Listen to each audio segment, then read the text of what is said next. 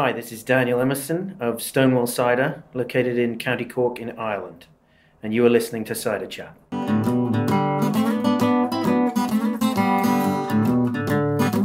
Hello and welcome to Cider Chat. My name is Rhea Wincaller, and I am the producer and cider MC of this weekly podcast, where we speak with makers, cider enthusiasts, and folks within the cider trade from around the world. This week, we're talking Ireland, both the association that is for producers in Ireland called Cider Ireland, and a bit about Stonewell Cider with Daniel Emerson, who I met back in 2016 at the International Hall of Gala Apples. I'll talk more about that shortly, but first, a wee bit of news out and about in Ciderville.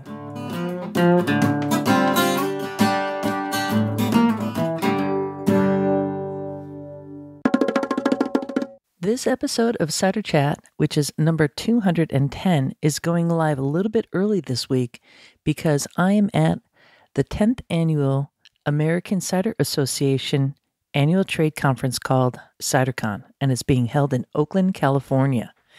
And as such, the special guests at CiderCon are Irish cider makers. So I thought this is absolutely perfect timing to release this episode a little bit early for those folks who are coming into Oakland this week. And for those of you who aren't attending CiderCon, at least you'll get an idea of what's going to be taking place at CiderCon.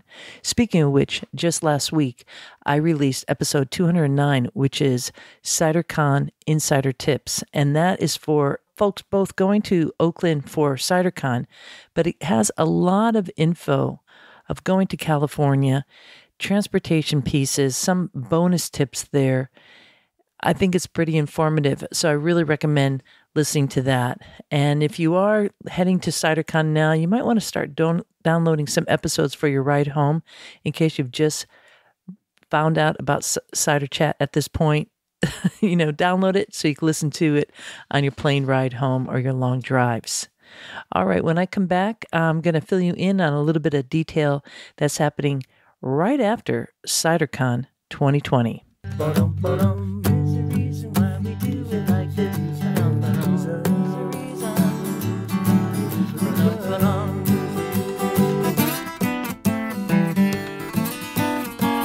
Usually I look at the fall as like the busy time for cider because I'm trying to get the podcast out and I'm also trying to make my own cider and I'm scrumping apples wherever I can and it's hot out and my truck breaks down and yada, yada, yada.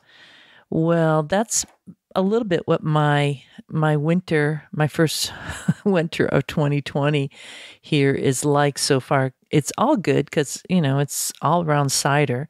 And certainly I'm stoked to be in California as you are listening to this podcast right now and probably on the other side of my kvetch. But I'm going to kvetch nonetheless because, my podcast, my rules. I'm at CiderCon this week. It's going to be a flurry of activity, good stuff. I know that. And then I'll be going home. I'll be home for a week. And then I turn around and I head in the opposite direction to the east, flying out to France, where I'll be attending Cider Expo. And that is a whole different scene from CiderCon USA to Cider Expo France. One is that CiderCon is in its 10th year and has an executive director leading that. And Cider Expo is brand new. This is like the first time they're ever doing it. So it feels a little bit like the beginning of Franklin County Cider Days way back when. Folks kind of scrambling together and just like a flurry of activity. So I'm feeling super privileged to have the opportunity to be able to go to Normandy and attend the Cider Expo, which is taking place over the 13th, 14th, and 15th of February. And here's some of the programs that I'm particularly looking at. One is on aroma and quality. I thought that would be very interesting. That's a technique one. And then another one is on bacteria. And another talk is on sommeliers of cider. Now, the U.S. Association, the American Cider Association, I almost went back to their old name, United States Association of Cider Makers, is no more. It's now the American Cider Association, has a certified palmier program. In fact, I even think they trademarked that name, which is interesting. I don't think they were able to trademark palmier. I think the first person I ever saw wearing that was Eleanor Leger Palmier, but I could be wrong. Maybe they didn't trademark that because they're trying to really tighten up the ship and get folks have a certain kind of quality and certification program to be pouring cider, which is a good move because we have some really high quality ciders, and that's the direction we're going in, much like wine, which has sommeliers. So here in France, they're taking that title, sommelier of ciders. And I'm very curious about what is going to be talked about there. 2 women are going to be talking about that. One is Jane, who's a palmier in the UK. And I think there's another person, Jordan, who just opened the cider bar in Brussels. I think he is on that panel now too. And then Camille, who was like an expat kind of scene from France living in the UK. And she's with Calci Ciders. I'm probably not pronouncing that right. So I'm just curious, what is that about? And then the other workshop is going to be on cider and terroir. So there's actually 2 days of presentations, and then the last day is open to the public for tasting. But it doesn't really say that on the schedule, so it's a little confusing to me, and there's going to be also cocktails being poured and made. It should be very, very interesting, and I'm hoping to record some of those pieces. And if you've been listening, straight on through all the past episodes, you also know that I'm going to be meeting a group of Russian cider makers that I'm very excited about, that Maxim, who is Russian, has kind of hooked me up with, and we're going to be having a sit-down chat. So that takes place in Normandy, kind of grouping a bit, and then I'm staying on in France for a little bit of downtime in Paris to do some research there to help guests who go on the Totally Cider tours to Normandy, France, to help them get landed, to check out some of the sites so I could better talk about it. And then I'll be heading down to Brittany and doing some more cider research down there too, of locations and meeting makers. And I know that all sounds like, damn girl, you really lead the most magnificent life. But on the flip side, I have to come home a week later and then go into a totally different world, teaching my conflict management course to 25 new folks who want to get certified. I guess they found my book. I wrote a book on the topic. It's interesting. I don't call myself a cider expert, and I see a lot of people calling themselves cider expert who are, have been in the, I don't know. I'm kind of like a black belt philosophy. It takes at least 10,000 hours to be involved in one topic before you could even start making towards a certain level of accreditation. And I've been involved in cider for 25 years. I don't call myself a cider expert, but I suppose in conflict management I am, because I certainly have my 10,000 hours there plus. It's many, many years of that. And I'm going to have to switch gears, head to Boston, and do a training. I'm just dizzy on all that. Excited, but a little bit dizzy. So in the meanwhile, I'm releasing this episode this week. I have another episode queued up for the following week before I go to France. And then while I'm in France, I'm going to just be winging it. And I think I'll be putting out some Cider Chat Live episodes. And I'll probably be posting that on my regular feed for Cider Chat. But also, if you have subscribed to Cider Chat Live via the Anchor app or on Apple Podcasts, you'll get it there too. And so it might be a little demi-tasse of the scene of what I'm experiencing in France. Or I might take it the other side. I might just roll out some of the presentations I recorded at CiderCon here. This is the quandary of being a cider podcaster. I appreciate you kind of listening to me, because it's a lot. And how do I pay for this? And the only way I really get to do that and to kind of keep Cider Chat alive is by asking you, dear Ciderville, to support this podcast. And there's a couple options to do that. One is via the Cider Chat Patreon page. You can find a link in the show notes to that, and also to PayPal, where you can make a donation there. Cider Chat is really the as far as I'm concerned, one of the most wide-ranging cider news weekly going out in the world. And it takes a whole bunch of apples to create an orchard. And this apple here needs you out there. So, all right, I'm going to take a pause here, and then we're going to be going right into my conversation with Daniel Emerson. I'll do a little bit of an intro here to tell you about my original meetup with Daniel, and then we'll get right into that. Walking through the orchards, dancing in the streets, smelling all the blossoms, kicking up our feet. I first met Daniel Emerson of Stonewell Cider back in 2016. I was in Asturias for the International Hall of Gala Apples, and I was driving to the first location of the day for the program. I kind of like bopping along. The highways there are pretty quiet, and all of a sudden I saw this vehicle go whipping by me. I thought it was a Land Rover, but he then corrected me that it was known as a Defender. And I thought, I bet he's going to, or she, I didn't know at the time it was Daniel, going to the same location that I am. It must be a cider maker. And indeed it was. It was Daniel Emerson. And we had just a fantastic time in Asturias. And since then, I've always wanted to have a sit-down chat with him. So when I met up with him in an elevator in Chicago during CiderCon 2019, it was actually late in the night. He was just saying bye to Paul Vanderhyde, and I was coming down from a party, and there was Daniel, and I had a little Calvados in my pocket, and I said, "You want a swig?" And of course he took it, because he's a good Irishman. And we set plans to have a sit-down chat. So this was pre-recorded at CiderCon 2019 in hopes of being able to put it out for this year, 2020, knowing that the Irish makers were going to be in Oakland. So we're going to go right into that chat now. And Daniel is going to be beginning this conversation talking about how he got involved creating the brand Stonewell Cider.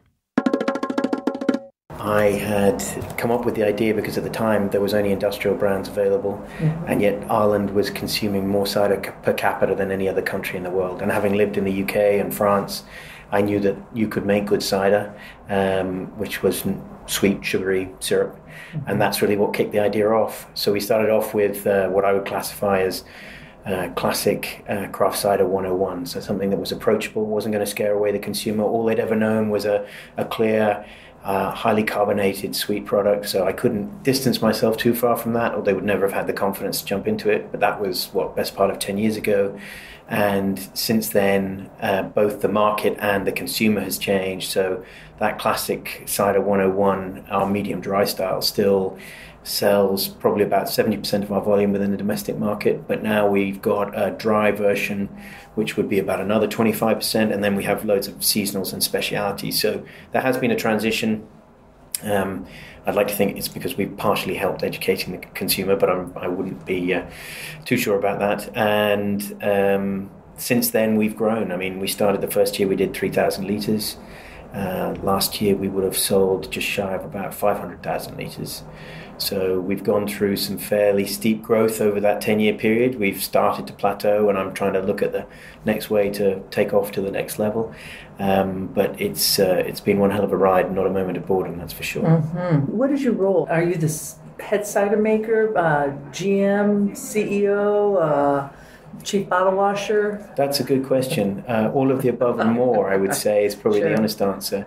Yeah. I probably spend most of my time in reality focusing on sales and general management. I am highly involved in the new product development side of things, but if you like, the day-to-day management of the production I wouldn't be involved with. What I try to do is set up a fairly standardized set of procedures so that it's not making cider by numbers, but it certainly doesn't require a great deal of, let's say, scientific skill to do it for the individuals to actually undertake it. And so we are only 4.5 people, I describe us in number. we would then take on seasonal staff during the pressing season, the primary pressing season of bittersweet cider apples between mid-October and mid-November. So we might boost that number by another 8 to 10 people just for processing those apples. But keep the headcount low. I'm always one of those individuals who is concerned about what might be coming around the corner. So I try and keep as tight a control on costs as possible. But no, I would touch all aspects of the business, but generally it would be sales and working with our distributors, working with our overseas distributors, and trying to keep the show on the road. Mm-hmm. How did you get into cider? Were you always a cider drinker? Is that part of your heritage, your family? Well, I don't know. That's an interesting question. I mean, my wife calls it a midlife crisis, which has been going on for 10 years now, but and she's part of it. But no, it was... Well, let's make sure that she's not the crisis. No, she's definitely not the crisis. No, she's not the crisis. Okay, not at all. Right. No, she's participating in my midlife crisis. Okay, you could say it that way. Okay. She keeps control of the purse strings. So, no, I moved back to Ireland with my wife in 2007, which some people may be aware was a most appalling economic time, certainly in the Republic of Ireland. We started a massive hangover after a huge credit binge of about 15, 16 years. And so basically the economy shut down. And I was going over there not only to move back to the family home, but also to work there.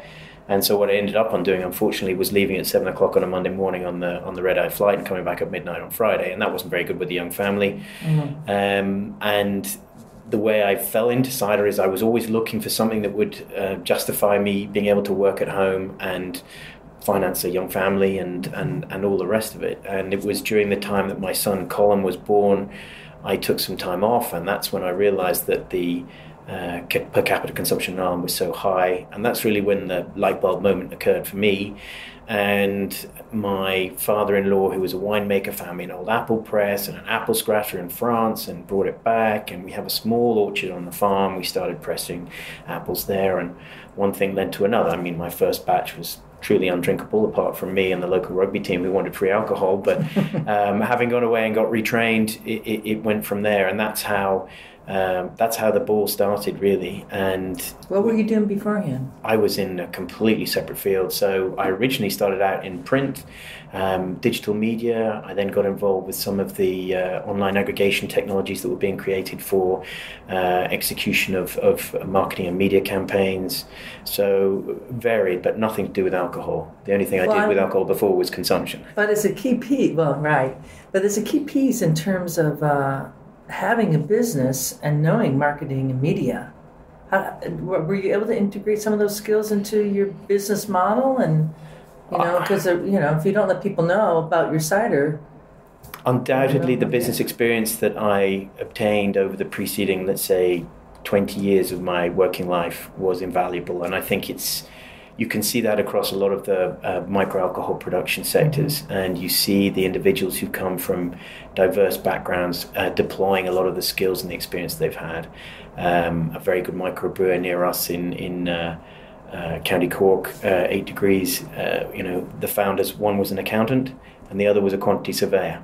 And they both enjoyed making beer, and it went from there. But obviously they brought tremendous skills. So yes, I mean, even the first bottle design, the label design that we have, that we still maintain because it's very strong, it's very powerful, the Celtic knot, that was actually me sitting down with a whole lot of designers that I would have been working with on a regular basis, giving them a brief, telling them what I wanted to achieve, what I wanted the brand to represent. And because they knew I was starting the business, it only cost me a few cases of cider, which was great. No, not bad. How do you explain cider to Irish drinkers? Because there is much larger Irish companies, right? Magners would be one, and they have the campaign of putting ice in cider, and then you come out with a different style of cider. I don't suppose you recommend putting ice in your cider, do you? Ice cubes? Certainly not. No, right. So, you have that educational piece there. I'm just kind of trying to get a sense of, like, in the U.S., makers here are still having that education of people coming in, and I heard about cider, I want to try it. What really is it? And do you have, like, a short answer for that, or do you even need to do that? Train the sales reps going out on how to explain that. Oh, no, you do, absolutely, because we would be going out at a price point substantially higher than any of the industrial brands. So there needs to be an explanation in regards to that. Yeah. So there is a sort of evangelizing aspect to going out there and educating the consumer, because yes, they all believe they know what cider is, but their reference mark is a large industrial sweet one.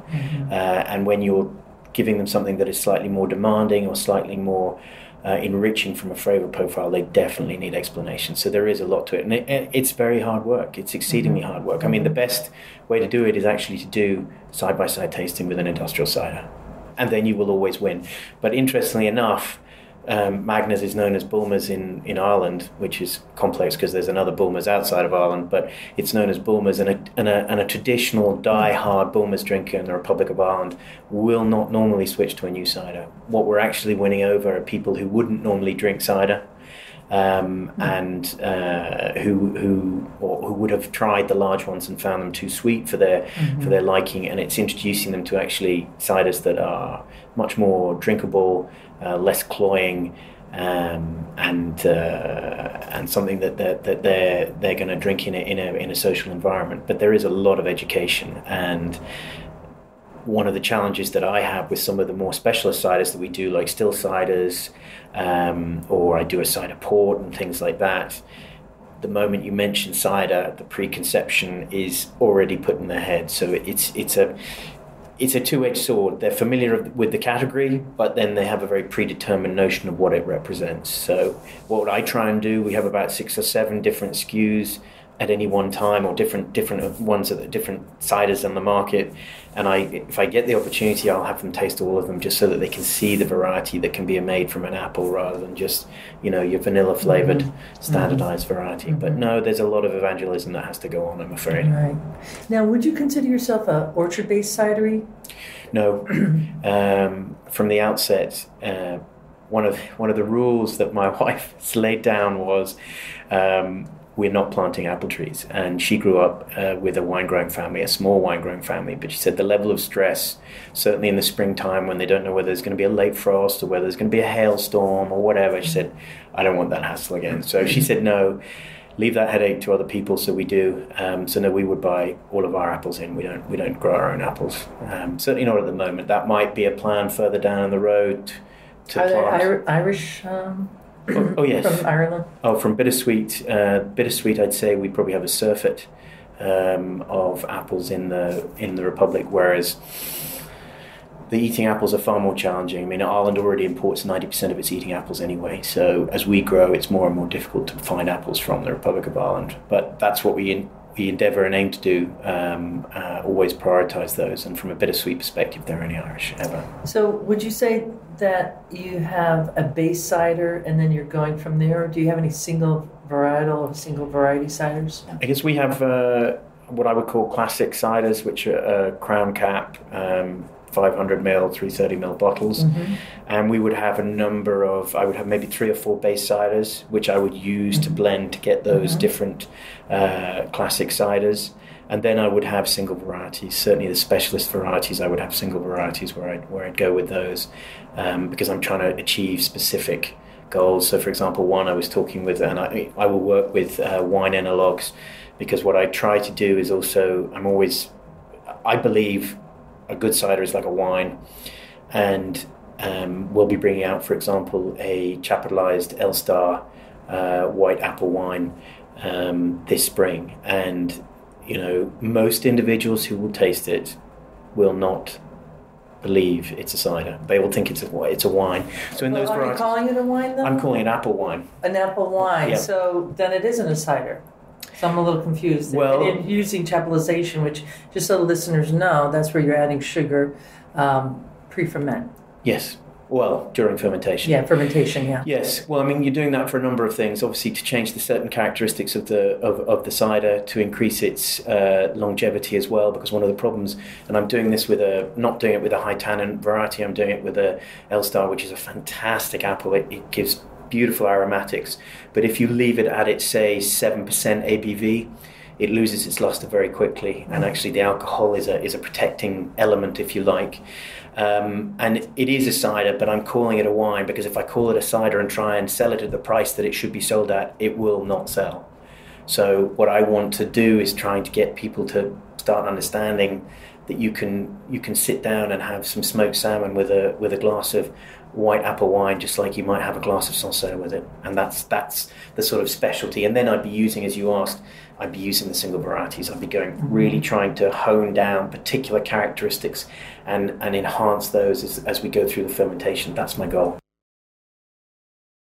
You're bringing it up to what ABV then? About 11%. 11%. Yep. So that's what I would consider an apple wine, and I wouldn't consider it a cider.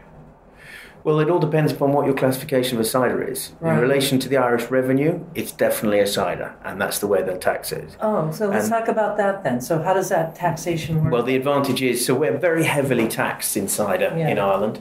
We would pay, if you're a microbrewer, you're paying maybe €40 per hectolitre in duty. Cider maker for a similar strength beer, a similar strength cider rather, would be paying €95 per hectolitre. However, if you then start going into the apple wine category, we will pay less than a standard wine because we're apples as opposed to wine. Yeah. So, but I mean, it'll still go up. I mean, that will still cost €300 per hectolitre. Wow.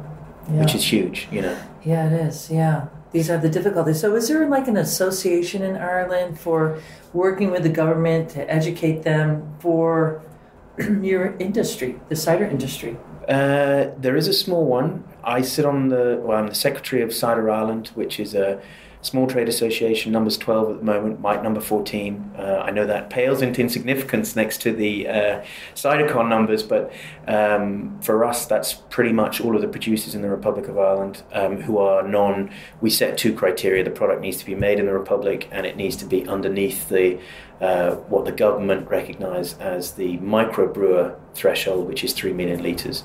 Very few of us are doing anywhere near 1 million litres. We're very, very small. We'll say that yet. Yeah. Yes. Right yes, now. I mean, because, it's all about cider going up, for sure. Absolutely. So about 12 producers overall in Ireland. Well, that's excluding Northern Ireland, so they would have another set as well. Okay.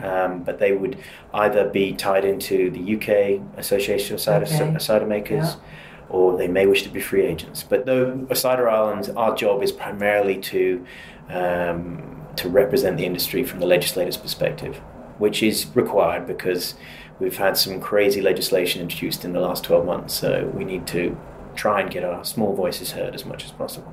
Would it be naive of me to assume that the powers that be that you're dealing with don't really understand cider? Like that they might understand more about beer than cider? Or I would definitely, yes, absolutely, because the only people that they've known up until 10 years ago were the large Magnus producers, and the primary, or a lot of their primary ingredient comes from the Far East and South America, i.e. concentrate. Mm-hmm. And so when they look at us, they think, well, you're just the same, you're buying loads of concentrate. You're going, well, no, actually, we're supporting farming jobs, we're buying our apples here, we're creating employment because we're grossly more inefficient than the big guys. So you need to cut us a bit of slack. But it's hard work dealing with government. There's a lot of inertia, but I'm sure you're aware of that. Yeah, I am. I'm really glad to know that you're part of that. Do you call it an association? Yep. Association. It's Cider Ireland is the Association of Independent Irish Cider Makers. With the apples that you're sourcing, are they coming from small orchards, or how does that work? And because there's only so many apples in Ireland, but is there that many trees still waiting to be picked and used? Is there an oversurplus of apples? There is a surfeit of apples, primarily because 25, 30 years ago, Magnus went around and signed 25-year contracts with the farmers. Magnus then grew substantially. They acquired sites in the UK. They didn't use all the demand that or the supply that they created in the Republic. So yes, there is.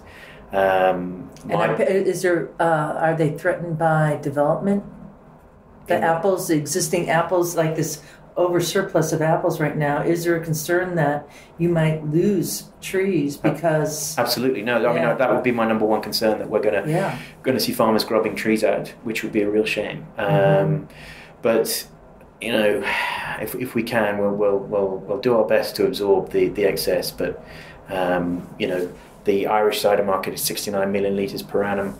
I would say the craft sector maybe represents 3%. So we're tiny. Tiny. But just to be in the land of hopefulness, which I, you know, consider Ciderville to be the eternal land of optimism, that is, you know, not unlike where the U.S. was, and just, you know, really in a drop of a bucket a while ago. So knowing that you do have really good trees, they're probably really old trees. The movement, what is the growth in the past for that the association is probably pretty new, but have you seen any significant increase in, I don't know, taps out there for cider, or restaurants using cider, just in terms of like that global perspective of cider now that we're seeing happening? Like there's a, you know, conference in the Netherlands, and they're talking about gin and they're talking about cider. Who would have thought that? You know, well, there are a few interesting domestic dynamics. So, about 4 years ago, Heineken came into the Republic of Ireland market. Before that, Magnus had 85% of it, and the rest was basically imports from overseas, bottled imports from, you know, the Nordic countries and things like that. And then Heineken have very aggressively come into the market. The figures that have been quoted are in excess of 20 million invested. They've taken about 13 to 14% of the market. So between the industrial brands, there is some very aggressive marketing practices ongoing, which inevitably has an impact on us as smaller producers.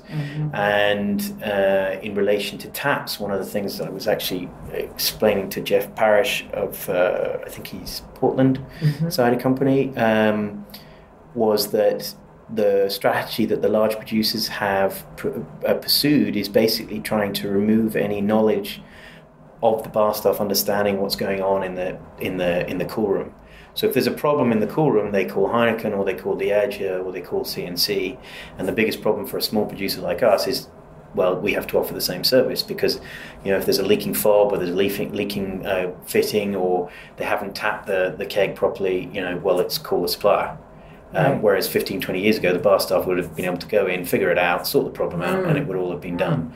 So the post-cost sale is very challenging. We would only have 20 customers maybe at any one time who are on draft, because not only do I have the cost of the line maintenance and so forth, I also pay 30 euros per month in gas charges to BOC. So before a pint is pulled in an on-trade premise, it costs me 47 euros a month.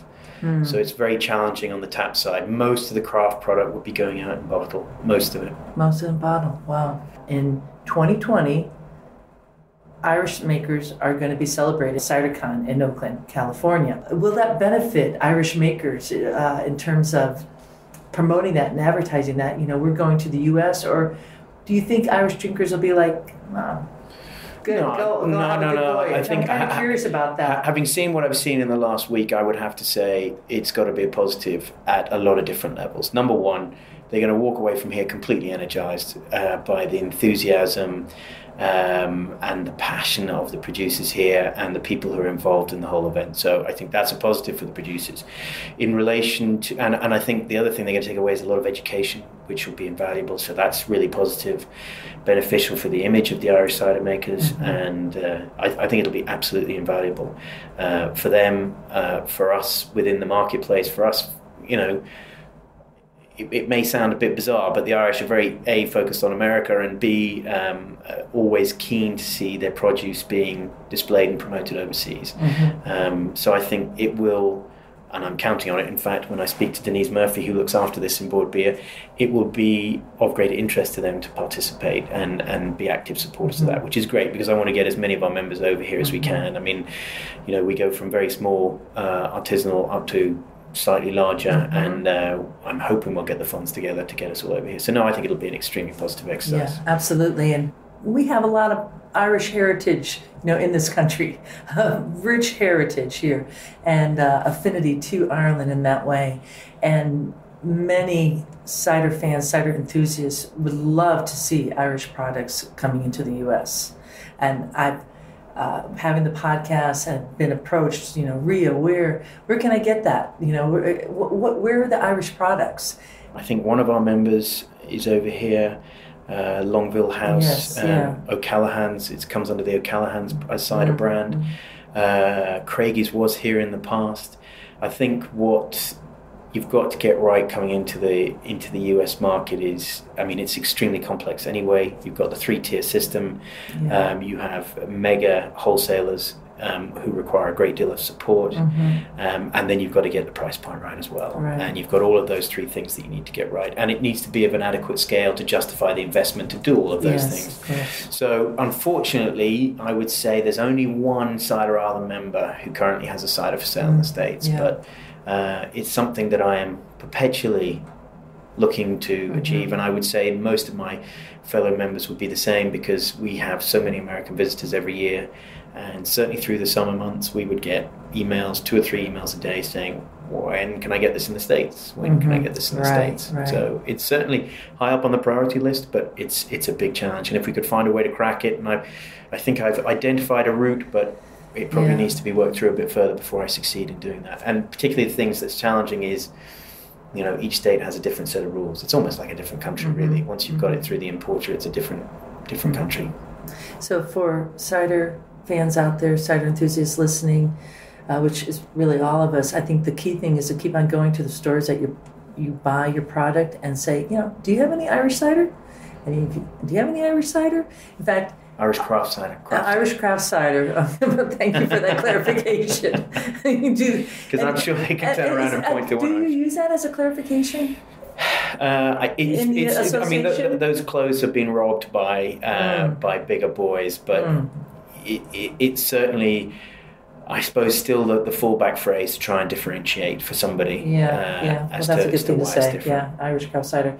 And I guess the flip side of it is that, what more beautiful place to visit in the world than going to Ireland and drinking cider right on the site? So that's, someone who does totally cider tours around the world, there's nothing better than bringing people right to the location, meeting the maker, drinking the cider on the land that was made, smelling the terroir in the earth, maybe tasting a little earth, as you're drinking the cider. A good reason to visit Ireland. Oh, yeah. I'm really happy that you visited us here in Chicago. Thank you. It was good to catch up after the last 2 years. It's always awesome seeing you. And I've drank your cider, and I know it's a really fine craft cider brand. Next year we'll have all of the Irish ciders, so that should be easier for us to taste. Here's to 2020. Look forward to it.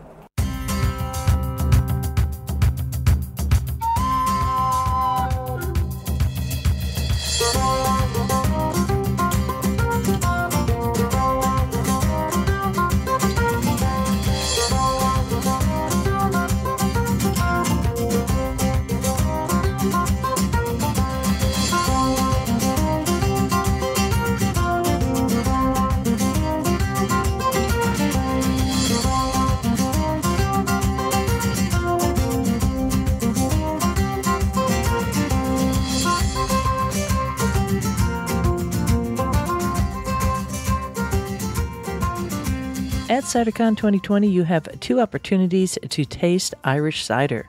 The first event is a ticketed event being moderated by Susanna Forbes, and Susanna is with Drink Britain, that is her Twitter handle, and Little Pomona, which is her cidery along with her husband James Forbes, based in Herefordshire in the UK.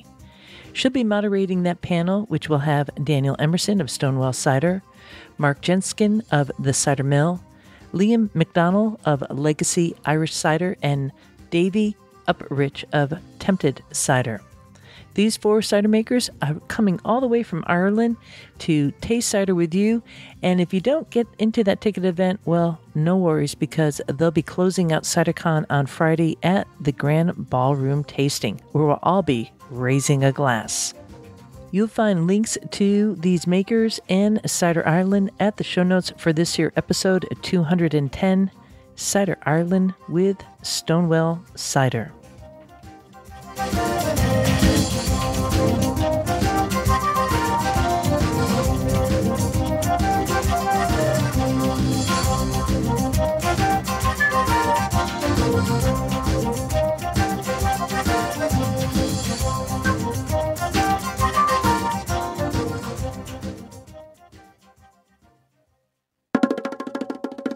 Thanks for listening. This is Rhea Windcaller signing off for now. Looking forward to seeing you in Ciderville.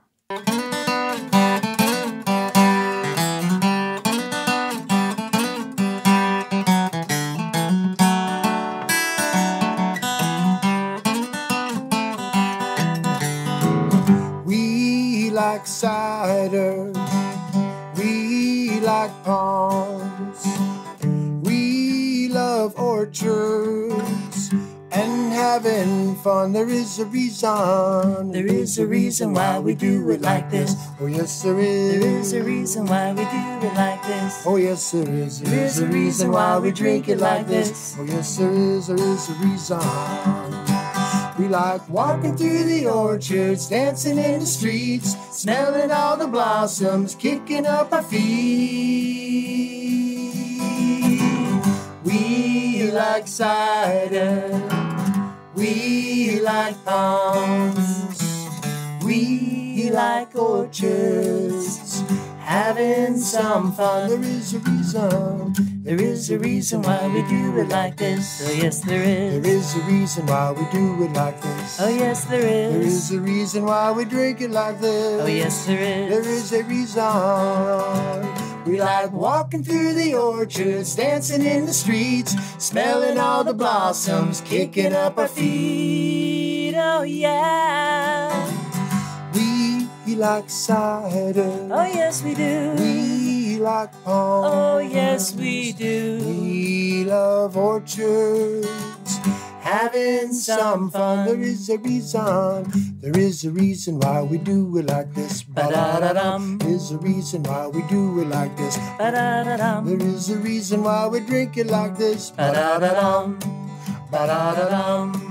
We like walking down the orchards, dancing in the streets, smelling all the blossoms, kicking up our feet. Oh yeah. We like cider. Ba-da-da-dum. We like palms. Oh yes we do. We like orchards, having some fun.